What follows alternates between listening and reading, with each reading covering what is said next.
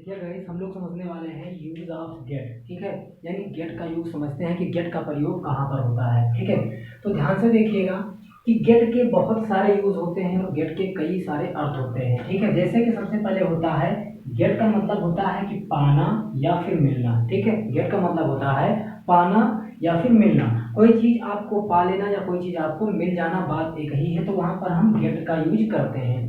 जैसे कि मैं नौकरी पाना चाहता हूँ। ठीक है, मैं नौकरी पाना चाहता हूँ, तो हमने क्या किया कि आई वांट, ठीक है, यानी मैं चाहता हूँ, टू गेट यानी पाना एक गुड जॉब, एक अच्छी नौकरी या फिर एक नौकरी। ठीक है, मैं नौकरी पाना चाहता हूँ। इसी तरह से मिलना अगर आ जाए, ठीक है, तो मान लीजिए आ गया कि मुझे एक कलम मिल गई। ठीक है, तो क्या कहेंगे आप, आई गॉट। गेट की सेकंड फॉर्म लगाएंगे गॉट, क्योंकि मुझे एक कलम मिल गई। इसमें कौन सा टेंस हो जाएगा, पास्ट इंडिफिनिट, और उसमें लगाते हैं वर्ब की सेकंड फॉर्म, तो आई गॉट ए पेन। ठीक है, इसी तरह से मिलना से और बन गया कि मुझे एक पुस्तक मिल गई, तो आई गॉट ए बुक। ठीक है, तो पाना या फिर मिलना कहीं पर आएगा तो वहां पर आप गेट का यूज करेंगे। दूसरी बात, गेट का यूज आप कहाँ पर करेंगे, दिलाना के लिए। ठीक है, कोई चीज दिलाना हो, जैसे आप किसी से रिक्वेस्ट कर रहे हैं कोई चीज दिलाने के लिए, अपने भाई से, ठीक है, अपने पिता से। तो मान लीजिए कि आपके पिताजी ने कहा कि आप अगर एग्जाम में अच्छे नंबर लाते हैं तो मैं क्या करूंगा कि मैं तुम्हें एक कार दिलाऊंगा, मैं तुम्हें एक कार दिलाऊंगा।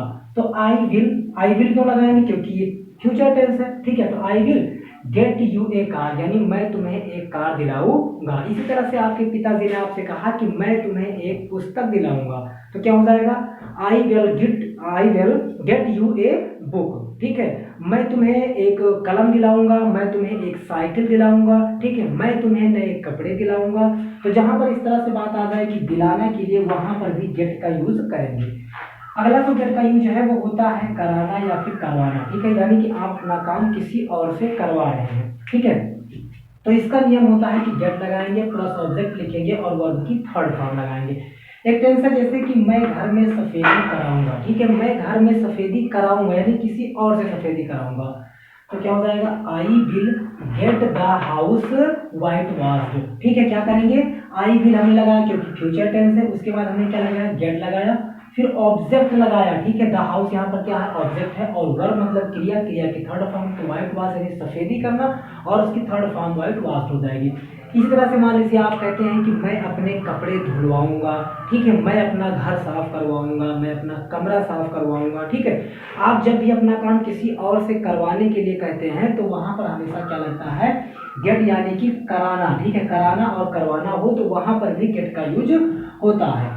इसी तरह से गेट माने होना भी होता है। गेट का एक और अर्थ होता है होना। ठीक है, जैसे कि मुझे देर हो रही है। ठीक है, मुझे देर हो रही है, तो होना आ गया, देर हो रही है, तो आई एम गेटिंग लेट। अब देर हो रही है तो ये कौन सा टेंस है, प्रेजेंट कंटिन्यूअस है, प्रेजेंट कंटिन्यूअस में क्रिया में आईएनजी लगती है, तो गेट में आईएनजी लगाएंगे, गेटिंग हो जाएगा, आई एम गेटिंग लेट। ऐसे टेंस आ जाए कि वो बहुत खुश लग रही थी। ठीक है, आ जाए कि वह बहुत खुश लग रही थी, तो क्या हो जाएगा, सी वॉज गेटिंग हैप्पी, वो खुश लग रही थी।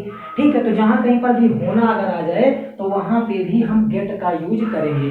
तो इस प्रकार से गेट के बहुत सारे अर्थ होते हैं, पाना या मिलना, दिलाना, करना या कराना, होना। ठीक है, इस तरह से कहीं भी टेंस अगर आते हैं तो आप गेट लगा करके उस सेंटेंस को आसानी के साथ बना सकते हैं। जानकारी अच्छी लगी तो चैनल को सब्सक्राइब जरूर कीजिएगा, अपने दोस्तों के पास भी वीडियो को शेयर कीजिएगा। इस तरह से नई नई वीडियो आपको मिलते रहेंगे।